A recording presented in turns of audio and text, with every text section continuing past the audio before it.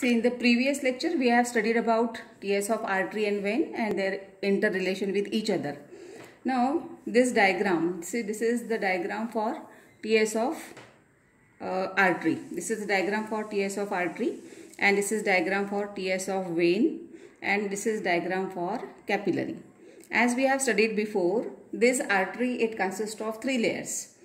Here, the outermost layer is called as tunica adventitia. In both the diagrams, you can see. Middle layer is called as tunica media. This is tunica media, and here also this is tunica media. And the innermost layer is called as tunica interna, also called as tunica intima. So in case of artery and vein, three layers are present. Tunica externa, also called as tunica adventitia. Middle layer is called as tunica media, and innermost tunica interna. What's the difference between this artery and vein? In case of artery, you can see that this is the tunica media layer, which is very much thick, and in case of vein, tunica media is thin. And because of that only, the difference can be seen as the lumen is smaller in case of artery and lumen is broader in case of vein. Okay, so this is the major difference between artery and vein, and before we also have studied this. What is the structure of capillary? This capillary, it consists of only this innermost layer, which is called as tunica intima. So tunica intima is made up of endothelial cell. So we can say that this capillary is single layered structure which is made up of endothelial cells. So this is the diagram for TS of artery and vein. Before that, we have studied the structure of TS of artery and vein and their interrelation with each other. Here this diagram shows artery. Three layers of artery are seen, and this diagram shows TS of vein. Actually, this is the vertical structure showing three layers. We can say that here the branch of artery, one of the branch of artery, this one, it undergoes dividation. It divides and redivides to form many arterioles. Arterioles divide and redivide to form capillaries. These capillaries unite and reunite to form venules. These venules unite and reunite to form veins, and these veins, major veins, join together to form inferior vena cava and the posterior, we can say, superior vena cava. So this is the interrelation between artery, veins and capillaries. We have studied before also. Now in the next diagram, this diagram again shows this is the artery. This is the artery which carries blood from the heart, and as you know, the blood coming from the heart, it consists of pure blood. That is, it consists of oxygenated blood. This oxygenated blood from heart, it is carried through these fine arterioles. These are the arterioles formed. These arterioles divide and redivide to form these fine capillaries. These capillaries provide blood to the cells which are present in the surrounding. So each and every cell is getting pure blood through the capillaries. Then in the cells, this oxygen is utilized, and after utilization of oxygen, carbon dioxide is produced. This carbon dioxide, it diffuses into the venules. These venules rejoin and results in formation of vein. All veins join together to form major blood vessels, major veins like superior vena cava and inferior vena cava. Okay, so this is all about the interrelation between artery, vein and capillaries. Now see, the part is there which is called as hypertension. This hypertension is related with, we can say, the disorders of the blood vascular system. What is the meaning of word hypertension? In the previous lecture, we have studied about blood pressure. I think you remember about the blood pressure. That is the pressure exerted by blood on the wall of arteries. Normal systolic blood pressure, if you remember, is 120 mmHg, and normal diastolic blood pressure is 80 mmHg. So deviation in the blood pressure, that is deviation in systolic and diastolic blood pressure, is considered as hypertension, or it can be a hypotension. What is the meaning of hypertension here? This hypertension is persistently raised blood pressure which is higher than normal. Normal blood pressure, you know that it is 120/80. In this 120/80, 120 is the systolic blood pressure, which is measured during, we can say, during ventricular systole, and 80 is the value which is measured during ventricular diastole. See, persistent raised blood pressure. Here the terminology is persistent raised blood pressure. So what is the meaning of raised? That is increased blood pressure. See, the level values are given as 140/20 mmHg is threshold of hypertension, is a threshold value of hypertension. That means it is bearable. Patient can bear this increase in BP up to 140, and this second value is 70 mmHg. Then second value, here one more value is given here as 180/120 mmHg, and higher than this is dangerous to health.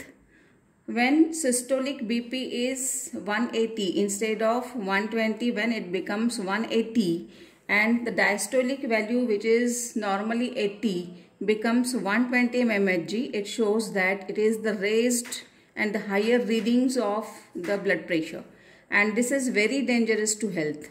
It may lead to stroke. What is the meaning of word stroke? Here the blood vessels, or we can say the capillaries found in brain, get damaged and the bleeding takes place, which results into the paralysis. It may affect kidney also. In the kidney also, blood vessels may rupture. Okay, so this is the word for hypertension. What to remember? You have to remember the normal values of blood pressure, which is 120/80, and this is the raised value, which is bearable, is 140/70, and the higher one is 180/120, which is very much dangerous to the health. Now the second type of disorder is there, which is called as angina pectoris. What is this angina pectoris? It is the symptom of myocardial ischemia, which is the severe chest pain that occurs when coronary blood flow is inadequate to supply oxygen required by the heart. Before that, we'll see the diagram. What does actually it want to say? See, this is the structure. In this diagram, the structure shown is, this is the heart, and one here this square is shown. This diagram is for the blood vessel, mainly the coronary artery. Some defect is found in this coronary artery. What is the defect found? It is shown in this elaborate diagram. You can see this is the lumen of the blood vessel, lumen of the artery, and in this lumen of the artery here some plaque is get formed. What is the meaning of plaque here? Plaque means the obstruction which is formed in blood vessel due to deposition of cholesterol here. So what happens? There is reduced blood supply. As the lumen of blood vessel is congested, blood cannot flow with a normal blood pressure. So here we can say that because of congestion, because of formation of atherosclerotic plaque. This atherosclerosis means what? Deposition of cholesterol in the wall of blood vessels, inner wall of blood vessel. And as these plaques are formed through this blood vessel, whatever required blood flow is there cannot be supplied with the help of this blood vessel, and hence there is less supply to the heart wall for its normal functioning. So we can say that insufficient blood flow to the heart muscle because of narrowing of coronary artery, it causes angina, which is also called as chest pain. So remember, angina pectoris is reduced blood supply to the heart, and why it is? Because of deposition of cholesterol plaques on the wall of arteries. Here this one more diagram is there. This is second diagram. You can see this.